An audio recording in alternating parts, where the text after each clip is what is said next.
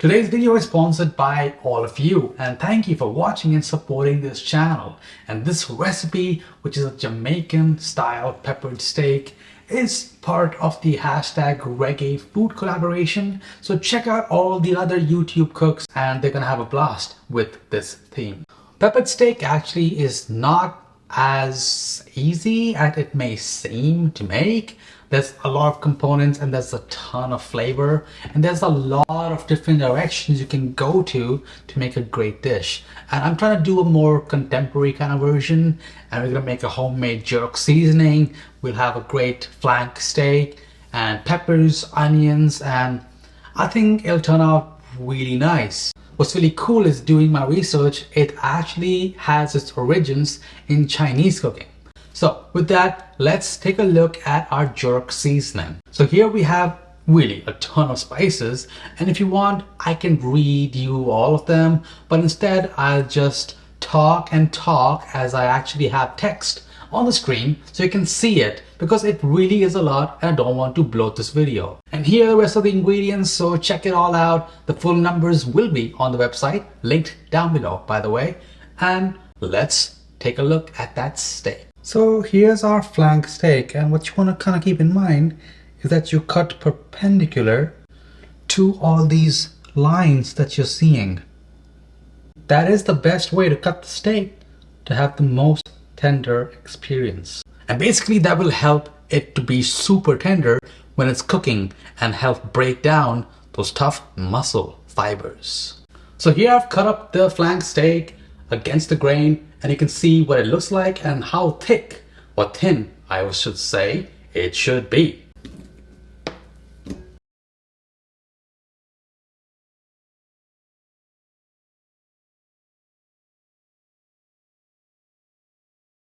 Now I have to say the marinade is a big beast in itself, and these are all the spices. Measure what I said, put it in a large bowl, and then mix it up, and you have a great jerk seasoning for yourself. And you can use it in all kinds of stuff like wings, or maybe like even ribs if you want. I don't know if that's a thing. So for the marinade, I'll add about a tablespoon of the jerk seasoning, homemade, but you can get like a store-bought version if you want. And then some chili powder, smoked paprika, and ground cumin. It's already salted, so no need to salt. I'm also gonna add in about a tablespoon and a half of olive oil in here. That's gonna help all those spices kind of coat the meat. And then just gotta toss it all up. You gotta toss it up. And be careful not to mangle the meat. So kind of be gentle as you toss, because it is very, very thin. So you want those pieces to remain whole. And this is now ready to just be covered and then placed in the fridge for about 30 minutes, but you can go overnight as well. So since our meat is marinated, we can focus on some other stuff. We can put away the cornstarch, the tomato paste. And let's start with the ginger and garlic first. So I've julienne them, as you can see, and just gotta chop this up. That's good. Cool trick to garlic. You stack it all together, smash it, and now it's easy to chop. And a pinch of salt here will help to keep that chopped up garlic together and allow you to work more into chopping it into a fine little piece while not worrying about keeping it all together. The salt will help to keep it kind of clumped together. And I'm pretty happy with how this is looking. Let's move that to the side. My green onions are separated by the green and the white. Just let the knife do the work. The peppers now are their own little thing, so you want to cut it in a way that's just easy, and there's two ways. One is to go sideways. It's kind of like curve the knife as you go, and I'll tell you why. You're trying to avoid all the white parts of the pepper. And it's not because it's inedible, it is edible, but these white parts on the inside, it's actually bitter. Just cut these all into thin strips. Now, another way to slice a pepper would be to kind of cut out the core. Just turn the knife around.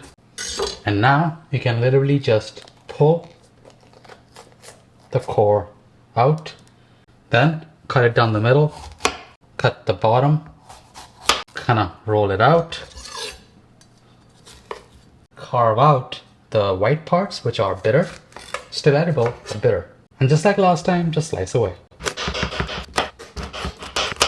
Now the onions are much simpler. I've cut the top off. I'm gonna cut the root off. And now just slice away. Turn. Now finally what we have are these Scotch bonnet peppers, and we are gonna add it to the dish as a final garnish. But what you don't want is for this to like over intensify with its extreme spiciness, which is actually on the seeds, but in the rib, the meaty ribs of the peppers. So we'll de-rib and de-seed, so all we'll have is this nice flesh. So I'm gonna cut that top off, which will then make it easy for us to kind of scoop out everything that we don't want.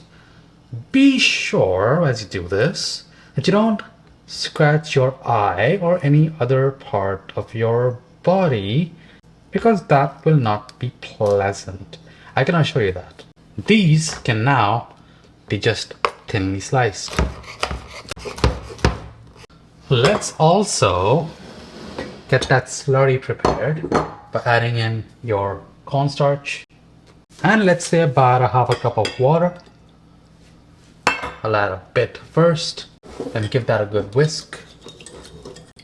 Keep an eye on that and make sure you stir before you add it into the dish. So right now the cast iron pan is preheating on medium high sort of heat, and you want to let that get really hot before you add the meat. And for the meat, just add a touch of olive oil to the pan first.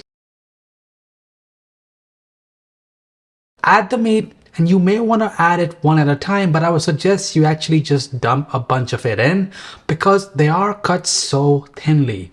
And if you do it one at a time, then by the time you put the last couple of pieces to cover the surface of the pan, well, the first few would be done cooking and it would be kind of a mess, and you don't want to overcook this beautiful cut of meat. So just dump it in. Make sure it's all flat, and after 2 to 3 minutes on each side, you can flip it. And if you need to cook in multiple batches, then feel free to do so. This cast iron is pretty large, so I had basically 1.5 batches. Now those pieces are cut very thin, and you need to be careful to flip them with care, because otherwise you will tear it and you won't have a pleasant experience, because it will just be like chopped up steak at that point, which is more like dog food. So don't do that. You want to remove all this meat and set it aside on a plate, because we'll return it later on. Once that meat is done, add the rest of your remaining olive oil, and then we'll add in our peppers, our onion, the white parts of the scallion, ginger, and the garlic. Now you want to let that pepper, the veggies, all that stuff just sweat out. Now look for that texture. You want it to be slightly softened and not completely soft. And then you can try to add tomato paste in style. And you can see when I did that, it kind of made a mess, but that's okay. It's all in the pan at least. Now mix that in. You want to let the tartness of the tomato paste get cooked out. And then feel free to add in the beef broth. You can even add chicken broth if you feel.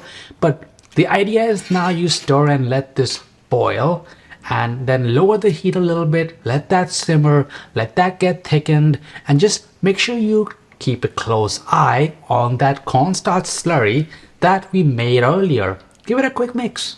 And once that pan is ready, basically the beef broth has reduced, add in the cornstarch. As you stir the cornstarch slurry into that sauce, it will start to thicken, and when it thickens, it's gonna get delicious because it's gonna look delicious. And when it looks delicious, that's when you add in your meat. Now, there was salt in the actual steak marinade, but you want to taste it at least once towards the end of the dish when you have added the meat into that thickened broth, the thickened sauce basically, and adjust it as needed. And I did have to add a pinch of salt. So really, you want to taste every time you cook something at almost every stage.